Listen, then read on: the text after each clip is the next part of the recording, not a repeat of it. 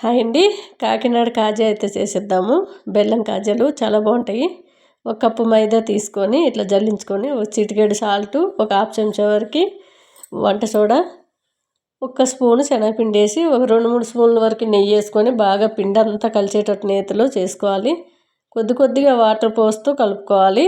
మన చపాతీ పిండి కంటే కాస్త గట్టిగానే కలుపుకోవాలి. మనం కాసేపు సైడ్కి పెడితే అది మెత్తగా అవుతుంది. చూసారు కదా, ఇట్లా గట్టిగా కలుపుకొని కొంచెం నెయ్యి అప్లై చేసి ఏదైనా మూత పెట్టి సైడ్కి పెట్టేయాలి. ఒక కప్పు మైదాకి 2 కప్పులు బెల్లం వేసుకోండి. మనకి పాకం అనేది ఒక హాఫ్ కప్పు వరకు వాటర్ వేసుకోండి. మనకి బెల్లం అనేది ఎట్లా ఉండాలంటే గులాబ్ జామున్ పాకం కంటే కూడా కొంచెం తిక్కుగా రావాలి. 2 వేళ్ళు అతుక్కునేటట్టు ఉండాలి. అప్పుడే పాకం అనేది కాజాలకు పట్టుకొని చాలా టేస్ట్గా అయితే ఉంటుంది. చూసారు కదా, మనం పిండి అనేది బాగా కలుపుతూ ఉండాలి. ఈ పాకం చిక్కబడకుండా 1 స్పూన్ వరకు నిమ్మరసం వేసుకొని మూత పెట్టి సైడ్కి పెట్టేయాలి. ఈ పిండి బాగా కొడుతూ ఇట్లా ప్లేట్కి ముద్ద వేసి కొడుతూ కాసేపు పిసుక్కొని కింద మైదా వేసుకొని కొంచెం అంటకుండా ఇట్లా రోల్ చేస్తూ మీకు ఏ సైజులో కావాలో ఆ సైజులో చాకుతో కట్ చేసుకోవాలి.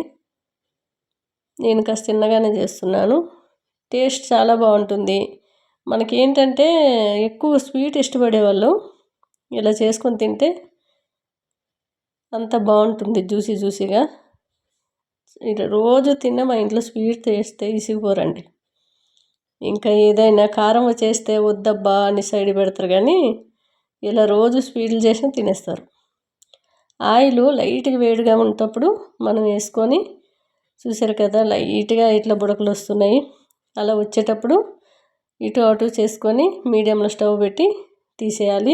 లైట్గా వేగిన తర్వాత తీసేయాలి. అన్నీ పైకి వచ్చిన తర్వాత ఒకసారి ఉల్టా వేసుకొని తీసేయడమే. సైడ్కి పెట్టేసి మళ్ళీ సెకండ్ టైం వేసేటప్పుడు స్టవ్ మీడియంలో పెట్టుకొని బాగా డార్క్ కలర్ వేపుకోవాలి. సెకండ్ రౌండ్ వేసేటప్పుడు మనం స్టవ్ బంద్ చేసి వేయాలి. అప్పుడే మనకి అలా నీట్గా వేగిపోయి వస్తాయి బయటికి. లేదంటే మనకి మాడిపోతాయి అన్నమాట. పైన అంతా కూడా పూరి మారినట్టు మారిపోయి లోపల పచ్చిగా ఉండిపోద్ది. అందుకనే కలర్ మాడకుండా స్టవ్ సెకండ్ రౌండ్ వేసేటప్పుడు స్టవ్ బంద్ చేసి వేసి మళ్ళీ వెలిగించుకొని మీడియంలో పెట్టి అన్నీ కూడా వేపుకొని డార్క్ కలర్ వచ్చాక బెల్లం సిరప్లో వేసుకోండి.